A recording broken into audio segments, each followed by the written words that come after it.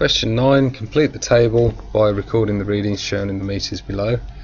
The A signifies that it's the ammeter, and if you look carefully, between 2 and 3 there's 10 divisions, so each one of those divisions is 0.1 amps.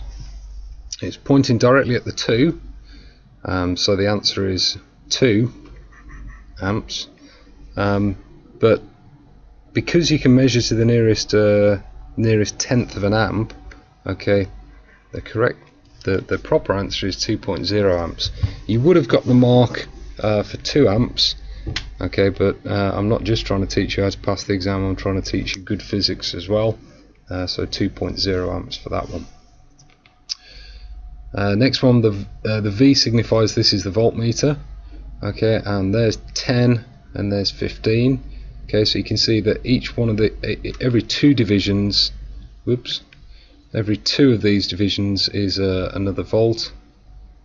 Okay, so you can see that's pointing to the second division, so that's 12 volts. Okay, they're looking for the energy, and they've given you the time, and the other thing that you already know is the voltage and the current. So the formula that links all of those is E equals V times I times T. The voltage is 12 volts, the current is 2 amps, and the time is 20 minutes. But there's the problem, because in this formula we're not allowed to use, same as any other formula, we're not allowed to use the time in minutes. We need to convert that into seconds. So to convert it into seconds, we need to multiply by 60. So the final is 28,800 joules. Okay, and as you can see, that's about 30,000 joules. Okay, the formula for efficiency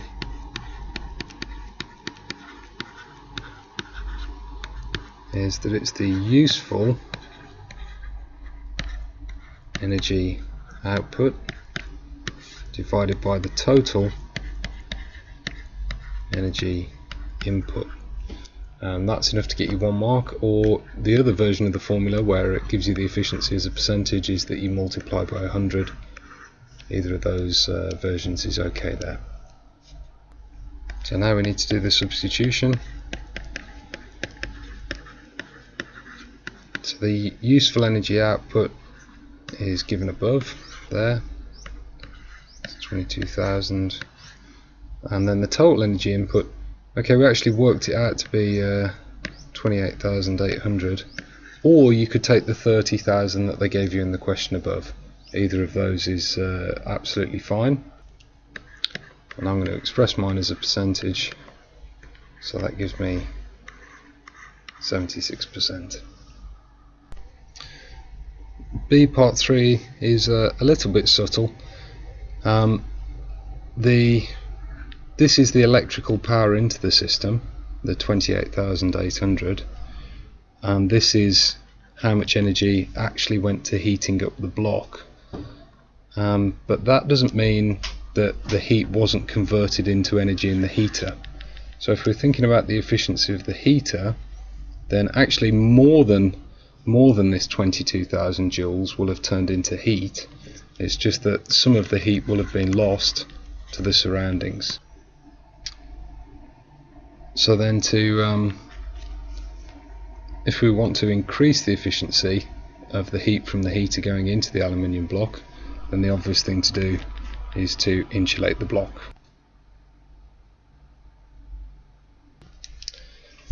For part C, we need to have a look at the graph, and we need to think about the experimental setup and how that's going to relate to the graph.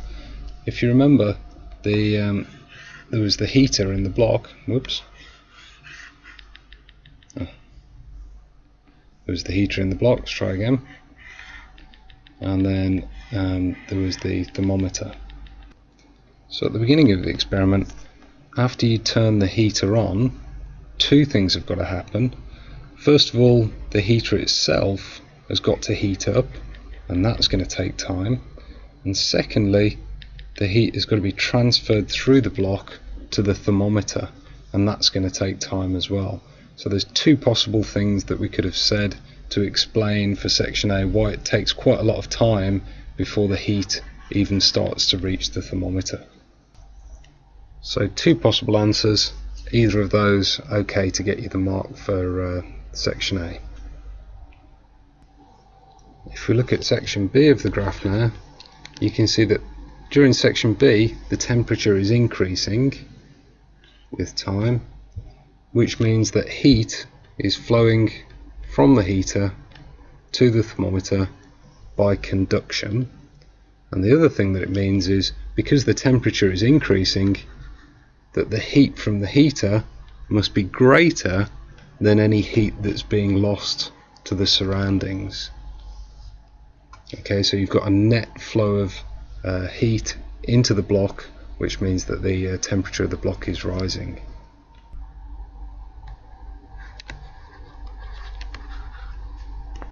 You can see in the first bullet point I've underlined the word conduction, because that's when you see that in a mark scheme, it means that they specifically are looking out for that keyword. So you really need that keyword in your answer to be able to access the marks there. For the final part of the graph for C, you can see that in the last 5 minutes the temperature's hardly gone up at all.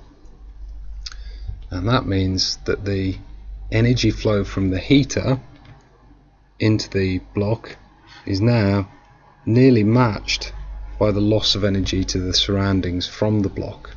So even though the heat is still turned on, the temperature of the block isn't really increasing anymore.